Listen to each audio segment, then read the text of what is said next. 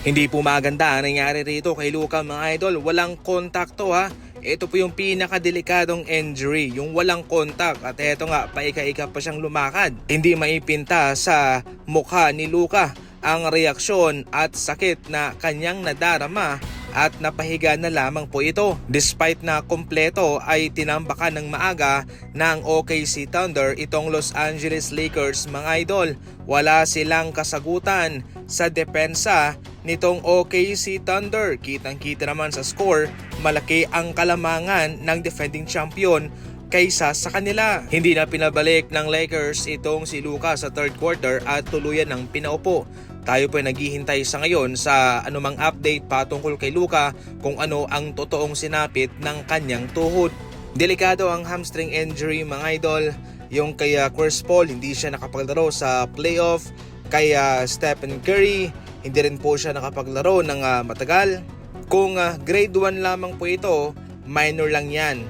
1 to 3 weeks ang recovery timeline. Kung grade 2 naman, 4 to 8 weeks. Hindi po yan malala. Ang pinaka-worst dito ay yung grade 3 hamstring injury na nangangailangan na ng operasyon para maayos ang kanyang hamstring at kakailanganin ng 3 hanggang 6 na buwan o matagal pa. Ngayon ating ipagdasal na okay lang itong si Luka at minor lamang ang kanyang natamong hamstring injury.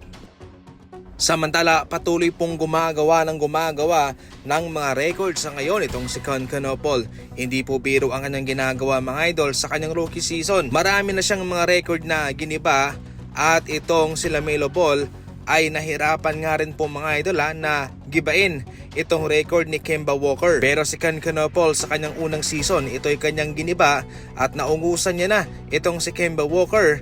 At eto, mayroon na siyang 261 3-pointers made sa season na ito.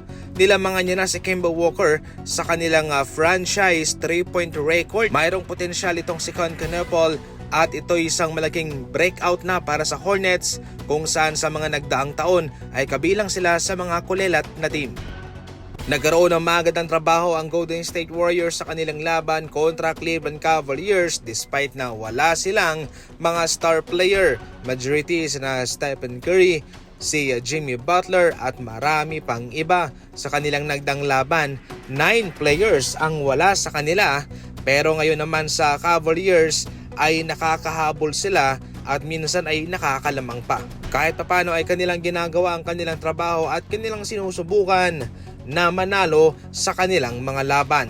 At ang maganda rito ay hindi po sila natatambakan mga idol despite na wala yung kanilang mga superstar player sa ngayon. Panalo ang Cleveland Cavaliers sa kanilang laban.